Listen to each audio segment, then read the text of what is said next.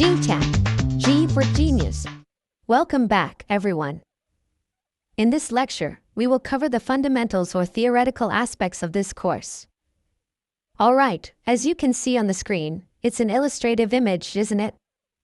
For a moment, let's imagine it as a diagram representing the entire internet, from top to bottom. Think of the visible part as the tip of an iceberg, which we refer to as the surface web. It's worth noting that this surface web comprises about 5% of the entire internet.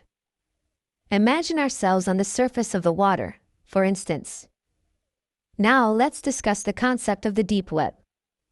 We can clearly see the surface web, but there's also a middle section that can be considered as the deep web. Can we say that 90% of the internet is in the deep web? This represents the end point or the darkest part that cannot be seen from the surface. It's the hidden realm of the web or the internet, often referred to as the dark web. Similar to the surface web occupying 5% of the internet, the dark web is a small portion.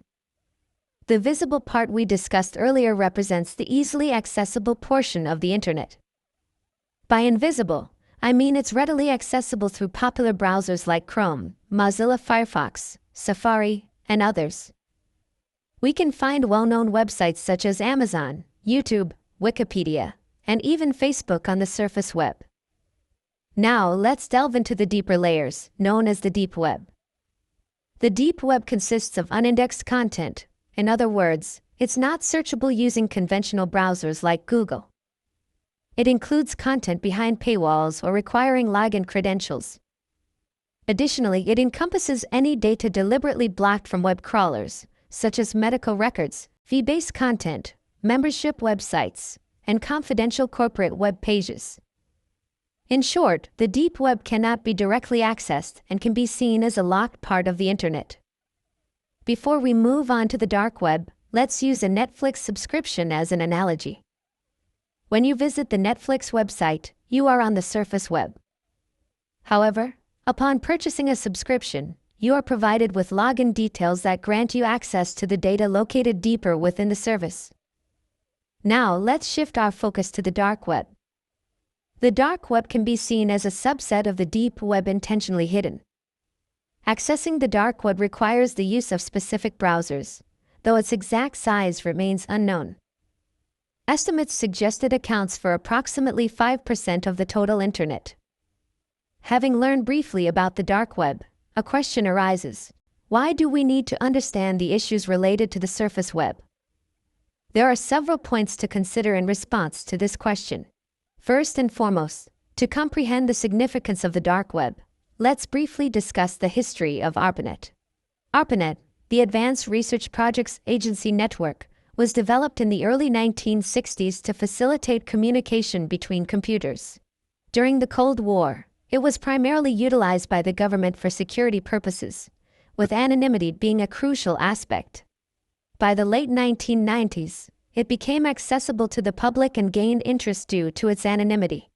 It allowed people to access websites or services in countries where they might be banned, such as accessing Facebook in certain regions without being identified. This leads us to the concept of internet freedom. While surfing the internet, there is a possibility of being tracked, even by the government. Websites track your digital footprint, and platforms like Google collect extensive information, potentially violating your privacy. Here's where the dark web offers total anonymity, granting you the freedom of thought and speech on the internet. Anonymity is a key feature of the dark web, ensuring that your digital footprint and transaction details cannot be traced. This is a remarkable aspect. Now, let's explore what you can find on the dark web. Unfortunately, the majority of the dark web is filled with illegal activities. You can purchase credit card numbers, drugs of all kinds, firearms, counterfeit money, stolen subscription credentials, hacking software, and much more. For instance, you can buy login credentials for a bank account with a balance of $50,000 for only $500. With $600, you can obtain $3,000 in counterfeit $20 bills.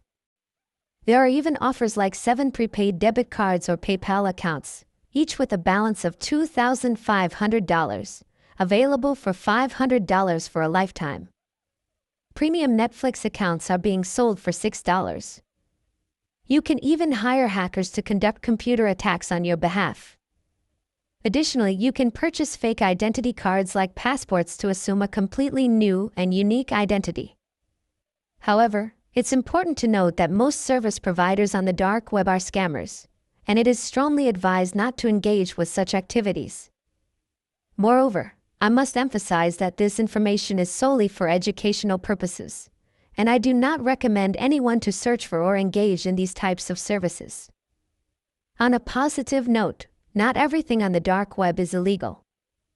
There is a legitimate side to it as well. For example, you can join a chess club, access a black book, or even find a social network similar to Facebook. That concludes this lecture.